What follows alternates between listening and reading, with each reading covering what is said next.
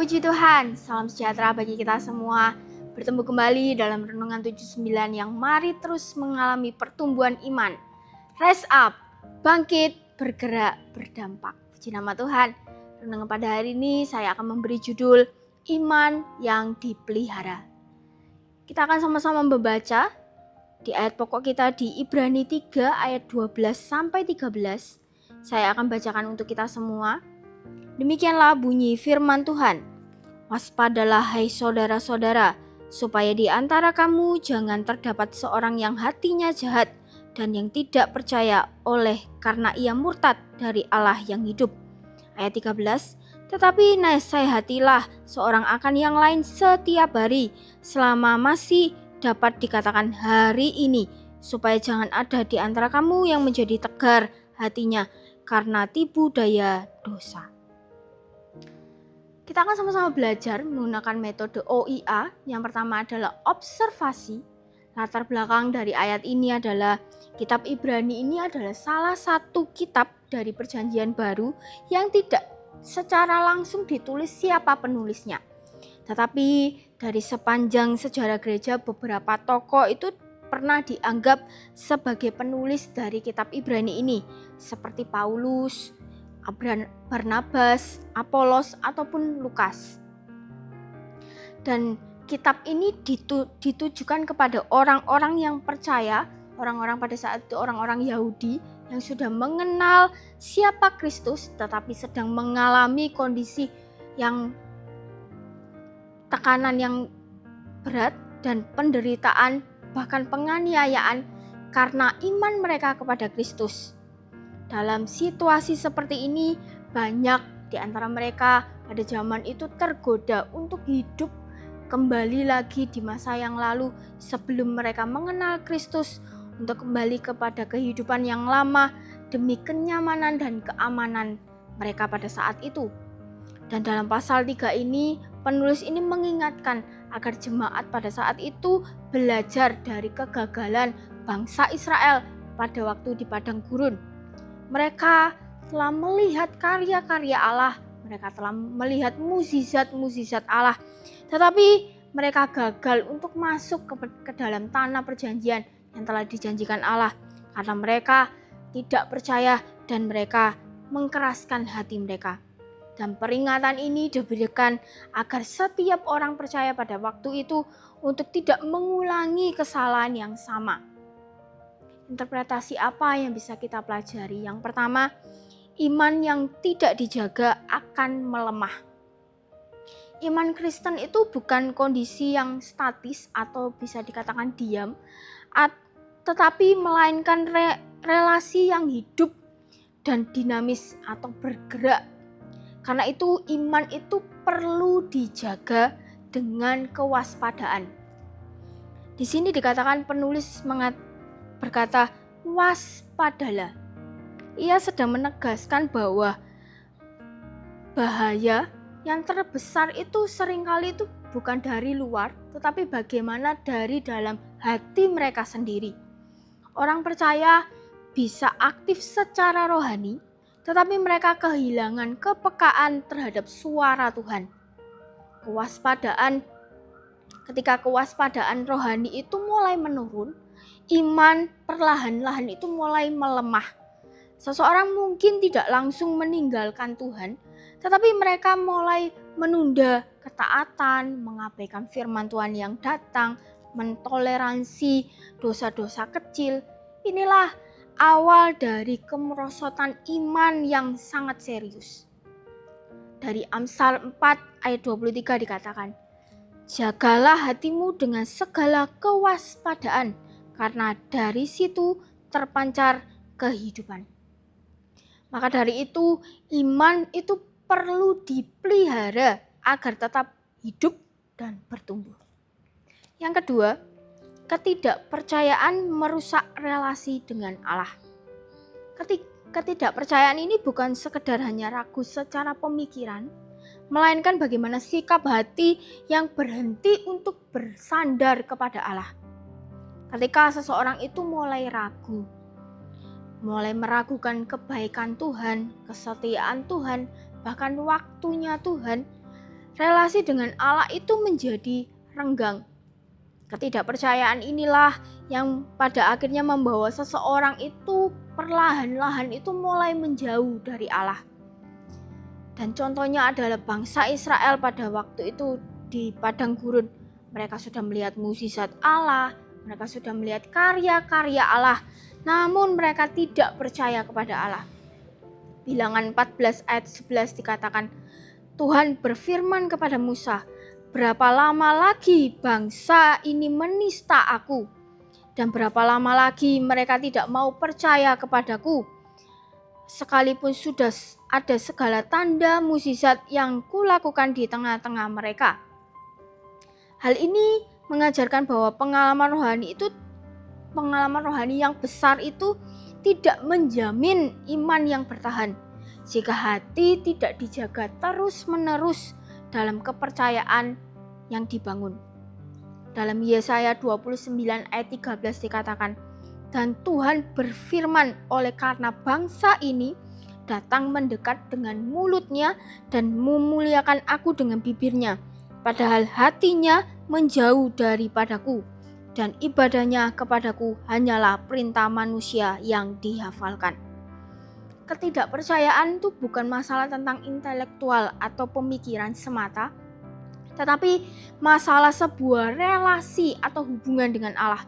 Apakah hanya sekedar rutinitas atau hati yang benar-benar rindu mencari hadirat Allah? Yang ketiga, dosa membentuk hati yang keras. Di sini penulis ini menegaskan bahwa dosa itu tidak dimulai dengan hal-hal yang besar. Tetapi bagaimana dosa itu dimulai dari hal-hal yang kecil yang tampaknya itu wajar. Tampaknya sepertinya tidak apa-apa ya, sepertinya itu wajar. Ketika dosa itu dibiarkan, hati itu semakin menjadi kebal terhadap teguran firman, terhadap Roh Kudus yang datang. Dan proses pengerasan hati ini terjadi itu perlahan-lahan. Seseorang itu mungkin masih merasa baik-baik saja, tetapi kepekaan rohaninya itu mulai menurun. Dan pada titik inilah kebenaran itu tidak lagi menggugah hati mereka dan dosa itu tidak terasa salah. Dalam Efesus 4 ayat 18-19 saya akan bacakan dari terjemahan yang lain, yaitu terjemahan sederhana Indonesia. Demikianlah bunyi firman Tuhan, dan pengertian mereka masih gelap. Mereka jauh sekali dari cara hidup yang dikehendaki Allah, sebab mereka menutup hati nuraninya dan tidak tahu apa-apa tentang Allah. Mereka tidak tahu malu, karena itu mereka memberi diri mereka sepenuhnya untuk melakukan segala hal yang jahat dan yang tidak pernah merasa puas. Kekerasan hati adalah hasil dari dosa yang terus dipelihara. Yang keempat, saling meneguhkan untuk menjaga iman. Allah tidak merancang seseorang percaya itu untuk berjalan sendiri. Tetapi nasihat dan dorongan dari sesama orang percaya adalah alat yang Tuhan pakai untuk kita menjaga iman kita untuk tetap hidup. Dikatakan di sini setiap hari. Itu menunjukkan bahwa iman itu perlu pemeliharaan itu konsisten setiap hari. Saling menasehati itu bukan berarti kita menghakimi, tetapi bagaimana kita mengasihi ketika dilakukan dengan kerendahan hati, dengan kasih. Nasihat yang kita sampaikan itu menjadi sarana untuk pemulihan dan perlindungan dari kejatuhan rohani, yaitu kejatuhan dari dosa. Ibrani 10 ayat 24-25 dikatakan, dan marilah kita saling memperhatikan supaya kita saling mendorong dalam kasih dan dalam pekerjaan baik. Janganlah kita menjauhkan diri dari pertemuan-pertemuan ibadah kita seperti dibiasakan oleh beberapa orang, tetapi marilah kita saling menasehati dan semakin giat melakukannya menjelang hari Tuhan yang mendekat. Aplikasi apa yang bisa kita pelajari dari kisah ini untuk kehidupan kita sehari-hari? Yang pertama adalah belajar memeriksa hati setiap hari. Orang percaya ini perlu membiasakan diri datang kepada Tuhan itu dengan kejujuran. Melalui doa, melalui firman, kita mengizinkan Tuhan untuk menunjukkan apakah hati kita ini mulai keras atau hati kita ini mulai menjauh dari Tuhan.